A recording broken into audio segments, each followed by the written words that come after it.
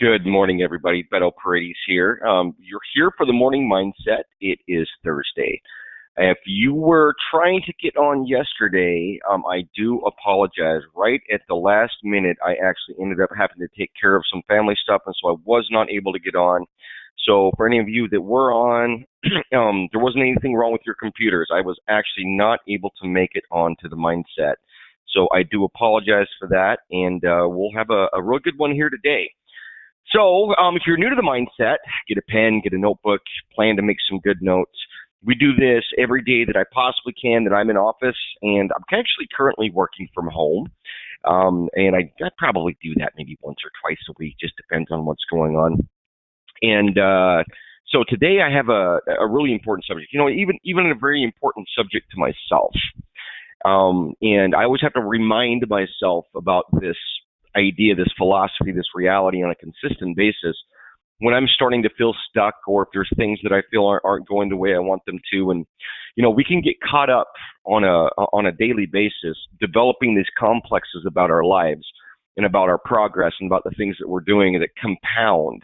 And what I mean by that is if we're feeling stressed or we're feeling that certain things aren't working the way we want them to, we tend to focus on things that are outside and how those things are connecting. The right partnerships, the right potential sale, the right actions that we may be taking. We tend to look outside of ourselves and try to look at things almost like puzzle pieces and how they're coming together, and almost like a detective, right? We're trying to figure out why certain things aren't moving the way we want them to or happening the way we want them to. And this is something that I feel is kind of a common theme even amongst most personal development coaches. Almost any of them that you listen to, and again, maybe because they all are pulling from Jim Rohn, who's pretty much the father of the personal development industry, but most of them have a fairly solid perspective that if you're going to get more out of life, if you're going to do more, if you're going to be more capable, really what you have to do is you have to focus on personal development.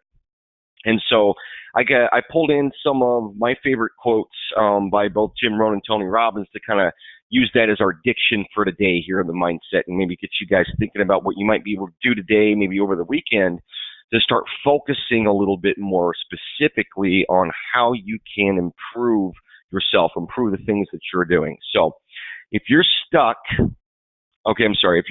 work on yourself. Okay, this is a very important first sentence. If you're stuck, work on yourself. Okay, don't think that you don't have to do things like have the conversations that you're supposed to have, make the sales calls that you're supposed to have. This doesn't mean just stop everything that you're doing and go climb a mountain. Okay, and maybe it does. Maybe if it's a Saturday, but the idea that things aren't working the way they should, or you're not making the progress that you should be making, a lot of times we try to blame that on the environment. And even if there are pieces or things in the environment that aren't playing out the way we want them to, your best way forward is to become more capable personally. That's always the draw that you want to come back to on a consistent basis. So the key to getting unstuck is not in outside opportunities, but personal development. And this, like I said, if you go out to any of the seminars or any of the things that's offered by some of these personal development coaches, a lot of times they'll come back to this idea that it's about personal development. And it may seem that they're trying to sell you their book, they're trying to sell you their program. And obviously you guys are here on the morning mindset. You haven't heard me try to sell you anything yet, right? So I'm coming from a very neutral position of how important these facts are. And I personally have a pretty solid regimen. When I'm doing everything that I should be doing in my life, there is a good portion of my time that is spent on things like exercise, managing my nutrition, okay, managing my academics. I like to read a lot. And all of these things are built around me becoming more capable, more resilient. Okay, and I really like that word resilience, okay, because basically what it comes down to is you can be strong and you can be motivated, but being resilient is something almost completely different. Being resilient is the ability to handle stress and pressure, and the ability to respond to things differently when you're in a situation, whether that be trying to motivate yourself to work hard for the day, or trying to think intelligently about the way to discuss something with someone on the phone when you're looking at possibly closing a sale. I mean, it comes into every little piece of how things are measured out on a daily basis. Is being resilient, is having that ability to have staying power and to be able to really put yourself into the situations that you are without being pulled to the right or pulled to the left. And that mode of operating, that resilience, comes from personal development. What are you eating? How much water are you drinking? Are you working out? Do you spend time with your family so that you can make sure that those variables are taken care of? How are you balancing things, right? How are things being done in your own personal perspective so that when you do engage your business, you do engage the phone calls, you do engage your opportunities, you're coming from a position of strength. Okay, it's very important that we work on ourselves on a consistent basis. And I've met many professionals, I mean, guys that make good money and I've been in business with for a long time, and they just have terrible health. And it's sad because a lot of times the individuals that get into a position where they're doing well, making good money on that side, and they have terrible health or they have, drama in their life or whatever it might be, they have such an ability to do things that they can still underperform in their personal life and do well in their business life. But those are the individuals that may be making 6 to 7 figures a year that could very well be on their way to making billions. And so it comes at every single level. The more you work on yourself, the more capable, more healthy you are, the more healthy your relationships in your life are, the more resilient you become to handle the stress and pressure of developing an actual life that you're looking for.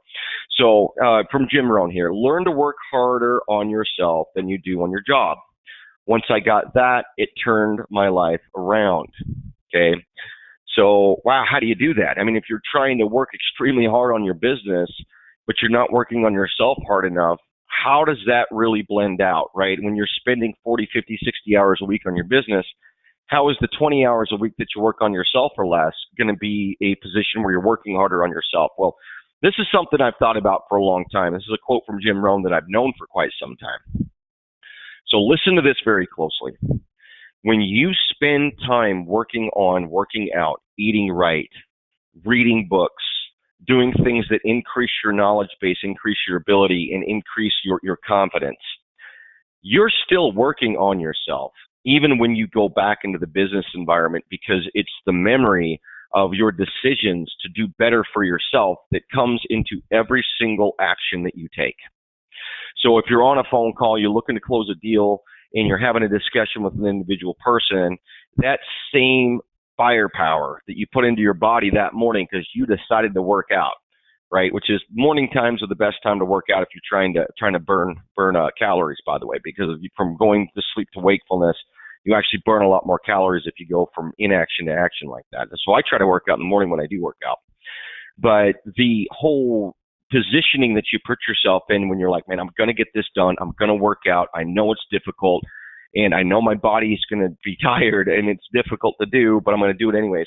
Well, all of those pieces that kind of put you into that position while you're on the phone trying to close that deal, that energy is still there. Okay, I'm going to close this deal. I'm going to figure out what this guy needs. There's got to be an angle. It's going to have to make sense. Right. So that same energy is there. So what happens is when you take the time, the 10, 20 hours a week to really work on yourself, work on your nutrition, on your exercise, on your learning, well, that energy that you've engaged in order to do those things on a personal level, they end up coming into everything that you're doing. And so you end up working on yourself more than you end up working on your job, because you're still working on yourself while you're working on your job, because you've set that code up in your mind. You've set that energy up. As we talked about it in the past, you put yourself in that master state, right? That's a lot more forward thinking and easy to engage when you're working on yourself and you're not engaged with another person. When it's just you versus the exercise mat, when it's just you versus whether you're going to eat that donut or you're going to drink that shake, right? When it's just you versus, I don't really like to read books, but I'm going to get through this one because I want to learn more. When it's you versus yourself, right, you're in a very different arena between that and when it's you versus another personality, person, business idea, or an environment outside of yourself. And you're able to carry that energy of working on yourself into everything else that you're doing. And when that happens, you most definitely are working on yourself harder than you're working on your job, because you're bringing those principles in of how important it is for you to continue your personal development, brings into measure how important it is for you to continue that dialogue to close that sale. Okay, so it's very important that you have that, or you're going to have an empty framework and you're constantly going to be putting puzzle pieces together and not have a center where you're feeling strong and resilient that you can actually take action from. So if you work hard on your job, you'll make a living. If you work hard on yourself, you can make a fortune. And you know, I really like this quote for one particular reason. When we get to a certain point in a position in a job, let's say we're making money, 20, 30 grand a month.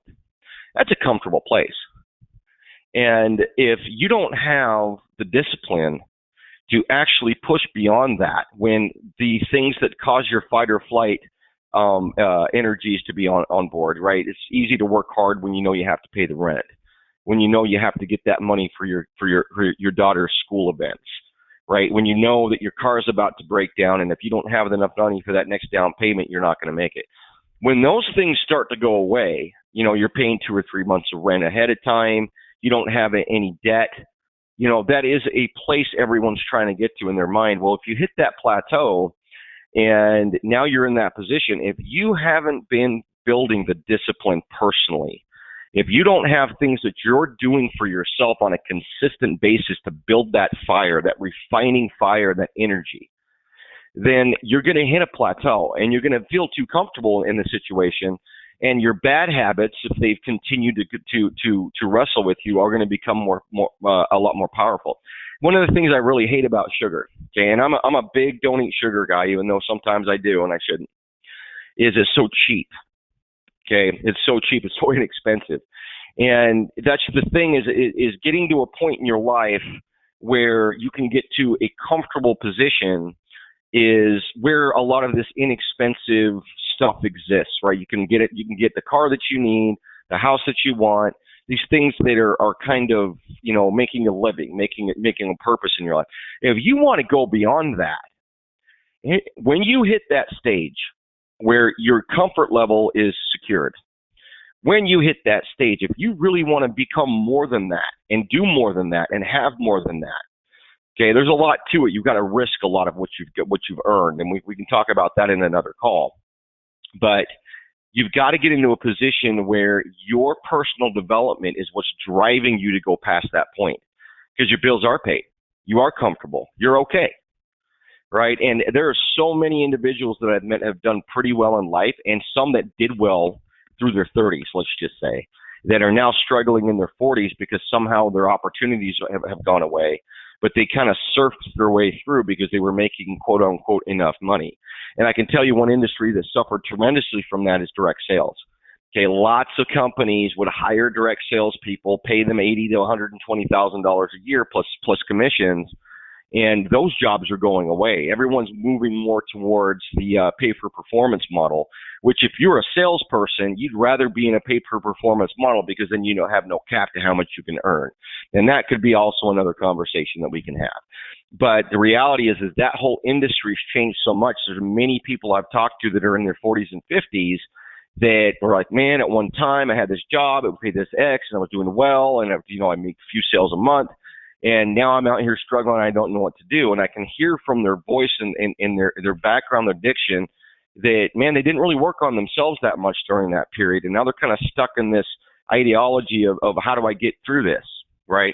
Well, if you consistently work on yourself, if you consistently put those principles in place, and then you hit that point in your life where you are making the money that you need, you're going to have to fall back and rely on your own personal drive to do more and to become more.